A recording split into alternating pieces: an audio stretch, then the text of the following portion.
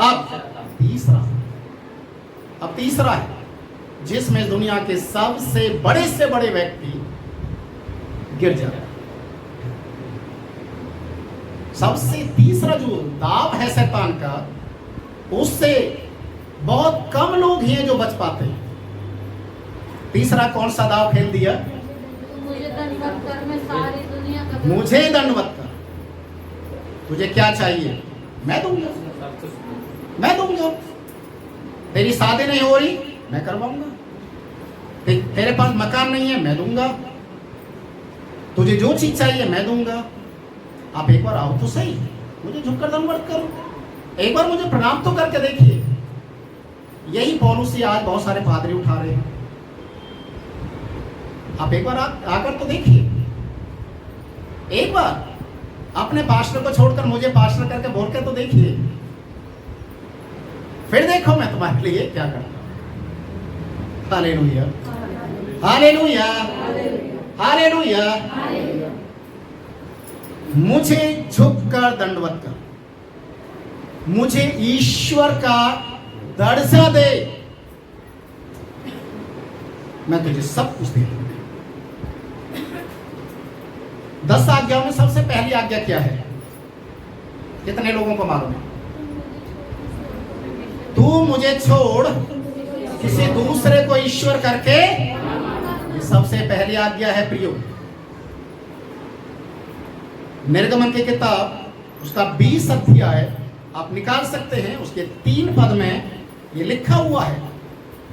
निर्गमन उसका 20 उसका 3 पद, ये 10 आज्ञाओं में सबसे पहली आज्ञा है, तू मुझे छोड़ दूसरों को ईश्वर करके ना मानना।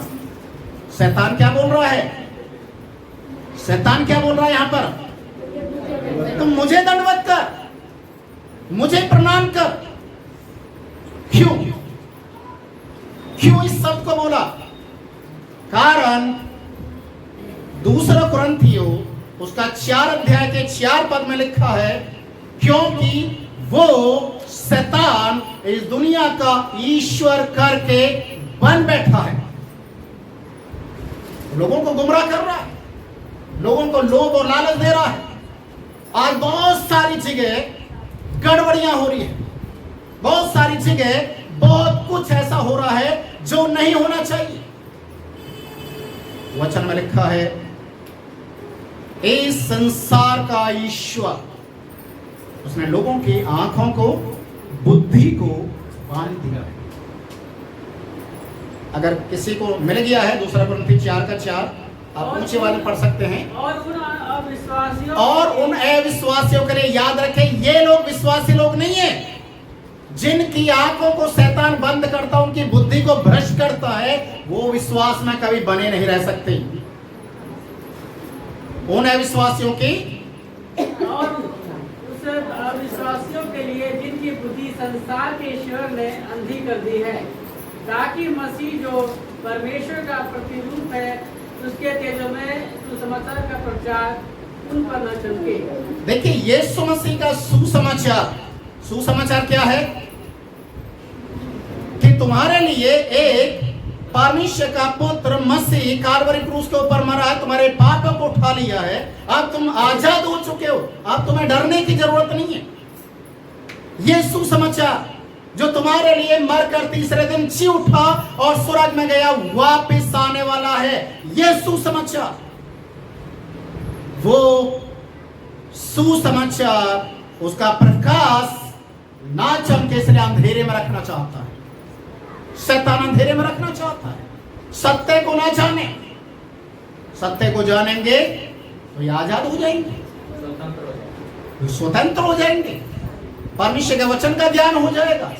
इसलिए शैतान क्या करता है? उनकी बुद्धि को बांध देता है।